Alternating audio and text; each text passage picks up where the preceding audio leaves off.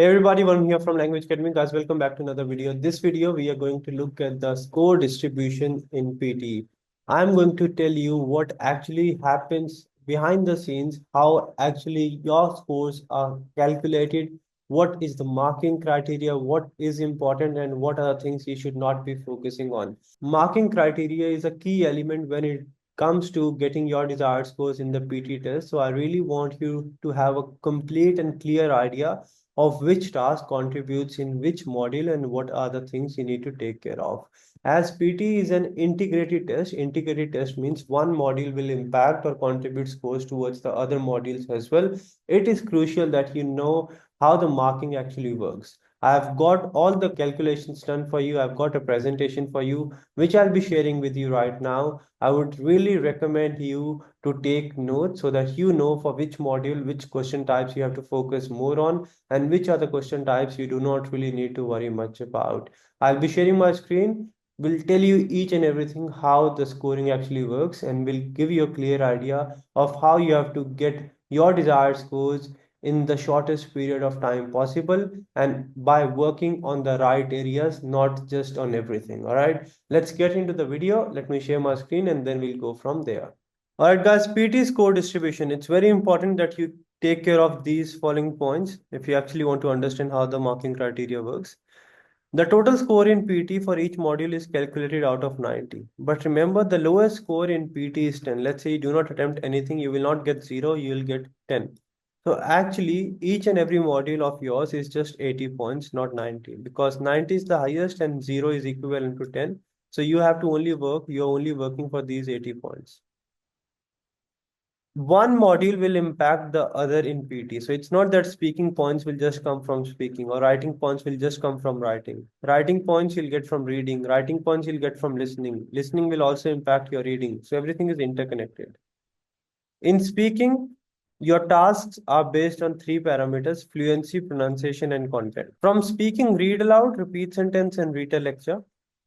Your fluency and pronunciation scores will go towards your speaking. So you have got your fluency, you have got your pronunciation, and you have got your content. For your read aloud, repeat sentence, and read a lecture, fluency and pronunciation will go towards your speaking. Your content from your read aloud will go in reading, from repeat sentence will go in listening, for read a lecture will go in listening. So let's say one read aloud is 15 points, 5 points for fluency, 5 for pronunciation, and 5 for content. So 5 and 5, 10 points will go in speaking and 5 points will go in reading. Similarly, let's say one repeat sentence, 5 points for fluency, 5 for pronunciation, and 3 for content. These 10 points will go your speaking and 3 points will go to your listening. The score guide which I'm going to give you is just an estimate and it can change depending on the exam pattern because some students may get 2 retail lectures, some may get 3, some may only get 1. So it can vary a bit.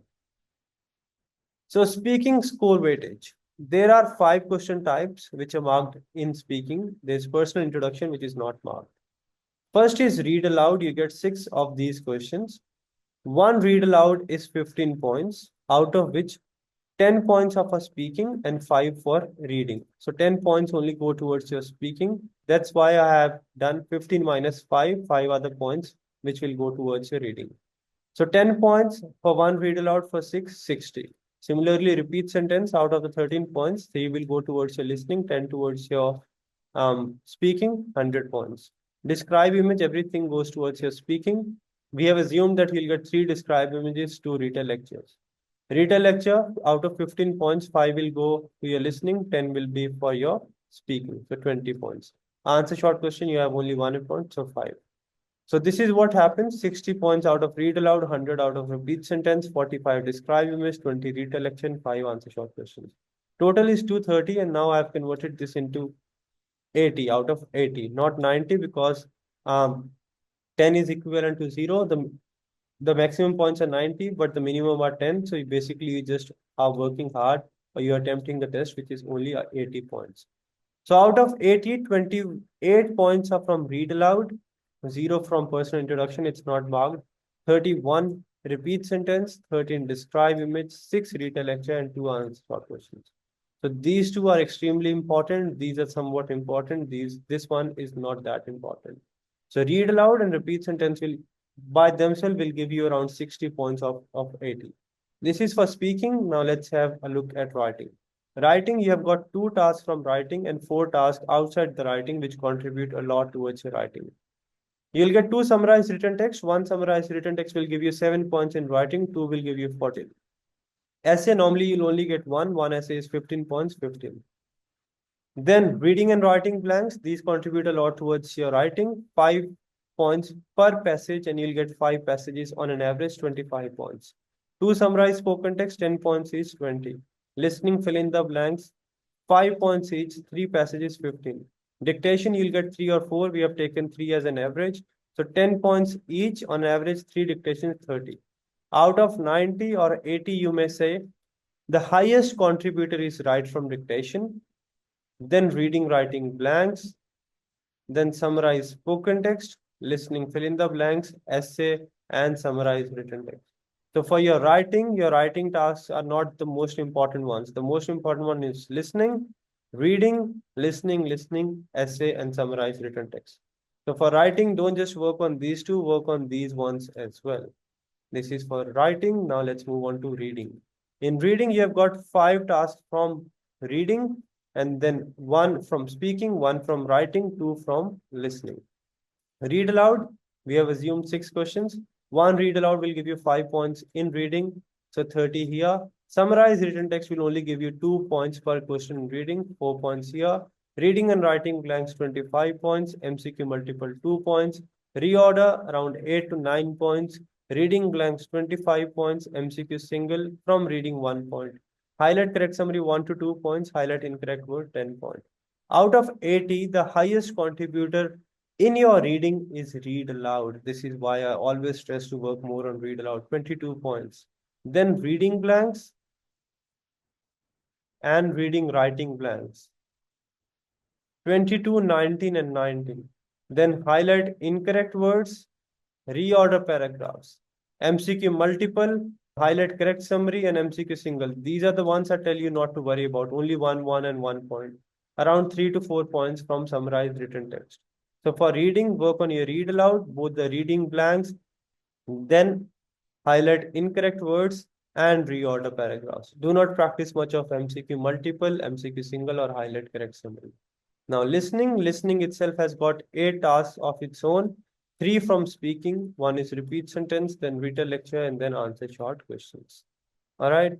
So repeat sentence, 1 repeat sentence will give you 3 points in listening. This is from speaking. So 10 will give you 30 points. Read a lecture, 1 will give you 5 points. 2 of these, 10 points in listening. Answer short question, 1 point per question, 5 of these. Summarize spoken text will give you 10 points each. So 2 questions, 20 in listening. MCQ multiple, 2 points. Listening, fill in the blanks, 5 points per passage, 2 passages, 10 points. Highlight correct summary, 1. MCQ single, 1. Select missing, 1. Highlight incorrect words, 5 points on average per passage, 2 passages, 10 points. Dictation, 10 points per sentence. We have assumed 3 dictations, 30 points. If you get 4 dictations, weightage of this will go up a bit. So out of 80, the highest contributor will be repeat sentence from speaking and write from dictation. After that, we have got summarize spoken text. Then we have got listening, fill in the blanks, and highlight incorrect words. Then we have got read a lecture. And then we have got questions I always tell you to not worry about. Highlight correct summary, select missing word, MCQ single answer, MCQ multiple answer, and answer short questions. So for your listening, you have to work on repeat sentence and read a lecture. But most importantly, you have to work on your write from dictation, summarize spoken text, listening, fill in the blanks, and highlight incorrect words. These are the ones which will give you a lot of points in your listening.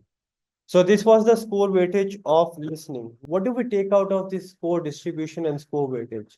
The most important thing which we can take out of this is that it is important to understand which task will give you how many points in which module and what is important for what module.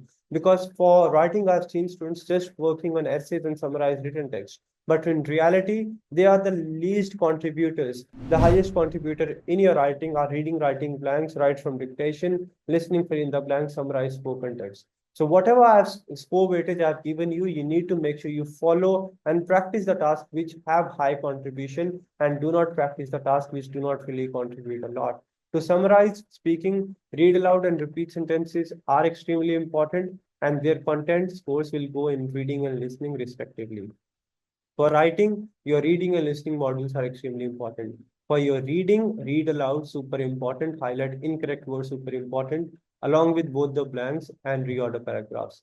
For your listening, don't just practice listening. Work on repeat sentence, read a lecture, then summarize spoken text. Listening, fill in the blanks, write from dictation, and highlight incorrect words. Do not worry about MCQ single, MCQ multiple, highlight correct summary, and select missing words.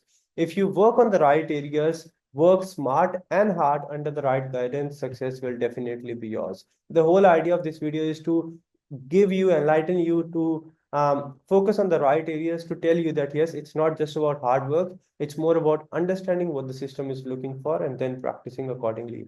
That's it from this video. I hope I made it clear to you guys that what you actually need to work on, what you do not need to work on, and what are all the different question types which will give you points in different modules, and which question type is the most important for which module. That's it from this video. I hope the video was helpful. If it was, do like, share, and subscribe. If you want me to cover any other topic, do let me know in the comment section, and I'll try my best to help you out. My only aim and what motivates me to make these videos is to make sure that you guys do not waste your time and money, and you guys get your desired scores in the very first go. And if you ever get your desired scores watching my videos, do let me know. That is something which will keep me going on and will motivate me to do even better. If you need any help, do let us know. We do provide online classes, on campus classes. We have got a campus in Australia, in India, in Nepal as well. And we do offer online classes according to different time zones for PT Academic, PT Core, PT UKVI. We have got 13 classes running a day according to different time zones. And if you get on with us, I guarantee you, we will give 100% to help you out to get your desired scores, like we have helped more than 50,000 students till date. That's it. To practice, you can go on languageacademy.com.au, which is an AI-based portal, will give you a clear idea of what mistakes you're making, what you need to work on, and how you have to improve. There are a number of mock tests which are available for free. So you can go take it, get the scorecard, see what mistakes you're making and what you have to work on. That's it. I'll see you in the next video. Till then, take care and stay safe. And make sure you go on languageacademy.com.au, register and practice, or you can download the LAPT exam practice app as well.